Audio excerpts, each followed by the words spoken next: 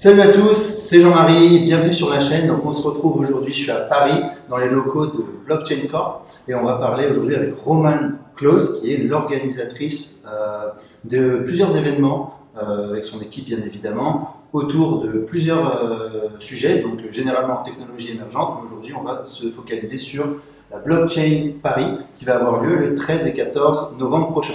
Donc enchanté Romane de t'avoir sur la chaîne. Également, merci. Et donc, ça, c'est la deuxième édition. Oui. Et est-ce que tu pourrais nous parler un petit peu plus de cet événement, les nouveautés de la deuxième édition? Oui, tout à fait.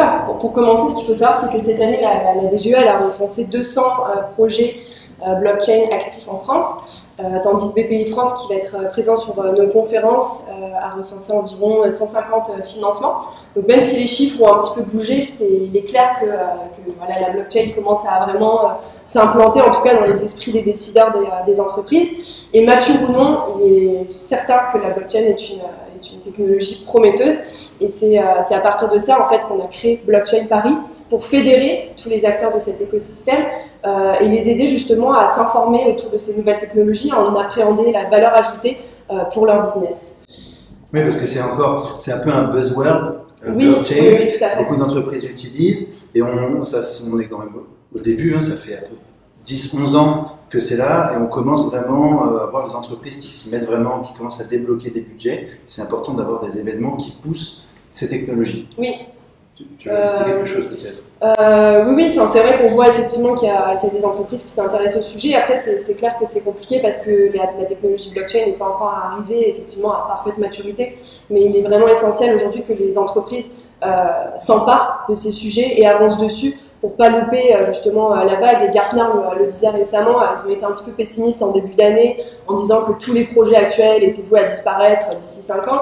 Et finalement, dans la dernière publication à la rentrée 2019, ils ont dit que, ils ont affirmé que voilà, aujourd'hui il y a quand même 6 DSI sur 10 qui s'intéressent au projet blockchain et que d'ici 3 à 5 ans, la blockchain va fortement impacter les entreprises. Et ils encouragent justement les entreprises à plonger dedans, à faire des POC, à faire de l'exploration sur ces sujets-là pour pouvoir avancer. Oui, parce que ça touche vraiment toutes les industries, hein, oui.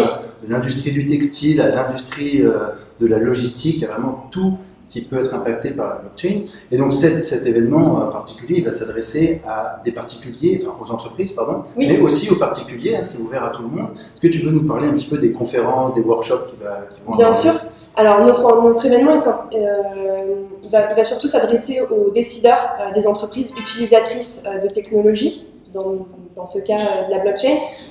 Ça peut être par exemple, sur nos conférences comme intervenant, on va avoir Natixis et la SACEM. C'est typiquement en fait, le type d'entreprise qui va venir sur nos conférences, mais aussi sur le salon, pour pouvoir découvrir les dernières solutions innovantes du marché.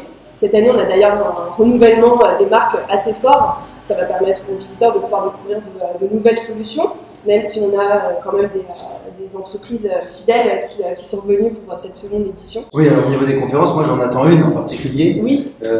Enfin 2 pour être exact. Donc il y a celle comment vendre la blockchain à son poste, je trouve que c'est particulièrement bien choisi. Et donc je voulais savoir comment on arrive à trouver ce genre de sujet. Et l'autre, c'est le consortium, comment créer un consortium de blockchain viable. Oui. Donc voilà, tu peux détailler. Alors oui, c'est tout un travail de recherche, de veille en amont qui est extrêmement important. Déjà, il y a la seconde édition, donc il y a une première édition, donc on peut faire le point, qu'est-ce qui a fonctionné, qu'est-ce qui a moins fonctionné, que ce soit en termes d'organisation, mais aussi en termes de sujet. Ensuite, je fais une étude qualitative, donc quelques mois avant l'événement et quelques mois après la première édition, pour avoir vraiment les personnes à froid et savoir ce qui les a marquées ou non pendant les conférences, et surtout pour comprendre ces personnes-là, où est-ce qu'elles en sont dans leur projet blockchain, quelles sont les problématiques qu'elles rencontrent, et c'est à partir de ça que je peux avoir déjà un premier aperçu de ce qui va intéresser l'audience. Ensuite, il y a beaucoup de veille que je fais toute seule, beaucoup de lectures, donc ça va être presse, livres blancs, études, et je travaille aussi en étroite collaboration avec Clément, qui est responsable des inscriptions aux conférences, qui lui me fait remonter régulièrement les informations qu'il estime comme étant pertinentes sur ce que les potentiels participants ou les inscrits lui indiquent. Et c'est comme ça en fait que comment la blockchain à votre boss justement c'est créé. C'est dans ce cadre-là, parce que j'avais pas forcément, en fait, pendant l'étude, clairement identifié cette thématique. Et en échangeant avec Clément, en fait, c'est devenu évident qu'il fallait répondre à cette question. Alors que le mode d'emploi pour un consortium viable, ça, c'est quelque chose que j'avais pu identifier très clairement en amont lors de l'étude. D'accord, oui, ça s'adresse bien aux entreprises. C'est sûr que le particulier ne va pas forcément s'intéresser sur le fait qu'est-ce qu'un consortium. Non, mais par contre, vous avez quand même pensé aux particuliers qui pourrait être quelqu'un qui travaille dans une entreprise et qui voudrait soumettre la blockchain à son boss ou à son patron au-dessus de lui et qui ne sait pas trop comment s'y prendre. Je trouve que c'est vraiment bien amené et utile. Voilà. Oui. Donc ce sera donc le 13 et 14 novembre prochain. Et donc, si on veut venir, il y a 2 passes, c'est ça? Oui, il y a un pass gratuit, donc ça c'est pour la partie salon, où du coup il y a tous les exposants de fournisseurs de solutions blockchain, donc ça va de par exemple la traçabilité alimentaire avec par exemple Connecting Food ou Origins, ou par exemple ça peut être de l'optimisation de la fiscalité écologique avec Spuro, pour n'en citer que quelques-uns, on a aussi Tilcal, donc on a quelques marques comme ça, auxquelles les visiteurs peuvent accéder très facilement sur le salon via le pass gratuit. Et pour accéder aux conférences, il faut dans ce cas-là payer. Donc on a un full pass conférence, on peut choisir de venir pour la première journée, la deuxième journée ou les 2 jours. D'accord, donc très flexible, beaucoup de sujets abordés, particuliers entreprises, et en plus aussi flexible au niveau des passes, parce qu'il y en a vraiment pour toutes les bourses. Oui. Et en plus, j'ai vu qu'il y avait la présence de Pierre Persson.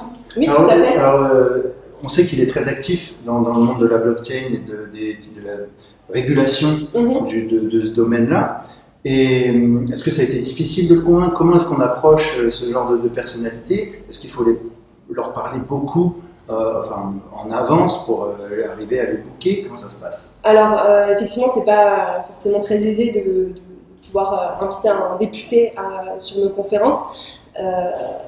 En fait, il s'agit seulement de cibler la bonne personne. Et en fait, avec Pierre Persson, j'ai tapé dans le mille parce qu'il est très personnellement impliqué et intéressé par les technologies blockchain.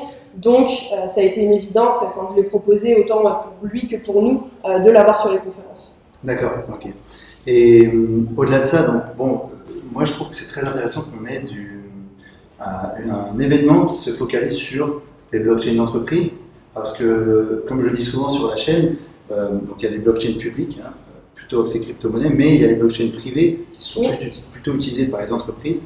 Et je trouve que trop d'événements sont focalisés sur les ICO, la tokenisation, mais pas dans une démarche entreprise corporate, on va dire. Donc c'est bien, je trouve, d'avoir amené ce genre de sujet. Oui, merci. C'est effectivement comme ça qu'on s'est posé la question au départ, évidemment, même si on avait identifié qu'il y avait un besoin auquel on pouvait répondre. Nous, on s'adresse à travers tous nos autres événements, même sur le sujet de l'intelligence artificielle, du big data, data marketing, voice tech.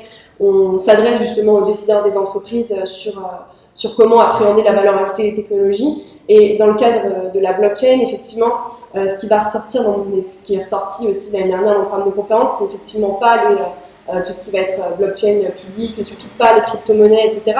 Pas parce qu'on n'a pas envie d'en parler, c'est parce que finalement, après avoir discuté avec nos potentiels participants, c'est pas des sujets sur lesquels ils travaillent, ils n'ont pas encore identifié tout simplement les cas d'usage qu'ils pourraient avoir avec les crypto-monnaies.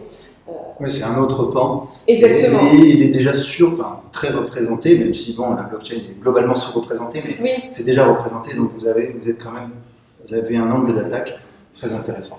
Tu viens de mentionner, on finira probablement là-dessus, tu viens de mentionner voice tech, intelligence artificielle. Vous faites aussi d'autres événements sur ce sujet, c'est ça? Est-ce que vous avez déjà des dates? Est-ce que c'est plutôt 2020 ou il y en a encore après? Alors là, sur le mois de novembre, on est très chargé puisque du coup on a Blockchain Paris, effectivement, on a Data Marketing Paris et Voice Tech. Donc, je me souviens plus exactement des dates parce que c'est pas moi qui suis dessus, mais c'est en novembre. Et là, premier semestre 2020, on aura AI Paris et Big Data Paris juste avant d'ailleurs. En mars. D'accord, programme chargé. Exactement. Programme chargé. Merci en tout cas d'organiser ce genre d'événement parce que c'est toujours important pour les passionnés de pouvoir partager 1 ou 2 jours avec des professionnels du secteur. Et puis pour ce qui est de la chaîne, je vous dis à la prochaine vidéo et merci Romain. Merci beaucoup.